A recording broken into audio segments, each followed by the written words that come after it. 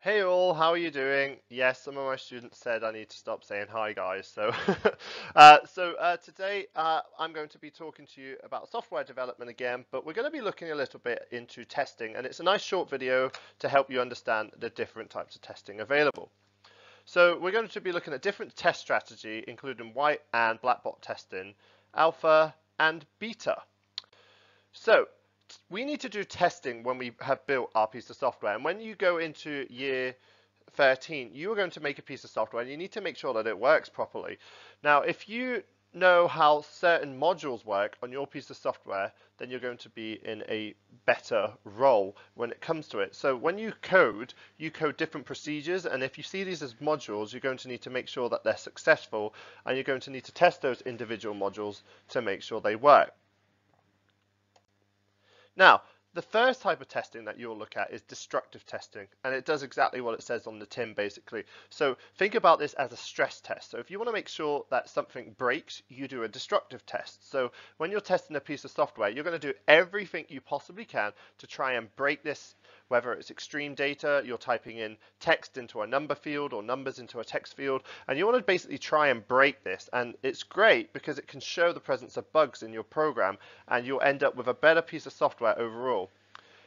People who are generally good to do destructive tests are people who have no involvement in your project, because they're going to break it without realizing anyway. The next thing that we have is alpha testing. Alpha testing is important because you need to kind of have a final finished product, and what happens is somebody in your company will do the alpha test, so they know how it's coded. But the problem with this is the real users won't use it in the way that you've coded it, if that makes sense. So I'm the programmer, and I'm going to use this piece of software the way I programmed it. Yeah, that's fine. Problem is, real users, like people who I'm going to give this piece of software, aren't going to use it in the way that I've intended to do. They're bound to make a mistake or try something different.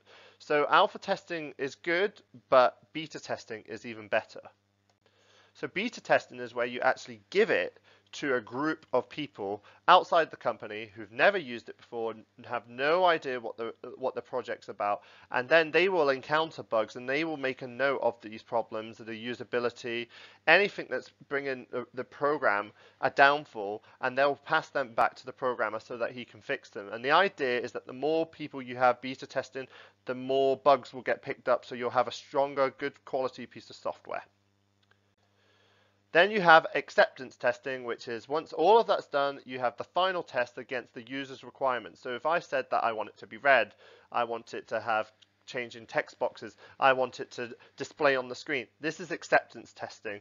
And you'll go down this list, tick it off, and if this is complete, it's signed off and given to the client. Ta-da! There are a number of other tests available. That is Blackbox Testing, which is where you ignore the internals of what's happening inside that program, but what you actually do is you're looking at what's going into the system and what's coming out of the system. So you're looking at what key presses are made, or what device is going into the system, and what is maybe being displayed on the screen. So it's not really practical, it's just looking at what's going in and out. Finally, we have white box testing, which is looking at this bit in the middle here. It's looking at the code, it's looking at the logic, the structure, the way that the system's going to guide tests. So you can see here, here's an example of if x is greater than 5, and it shows what it should do, and else do this.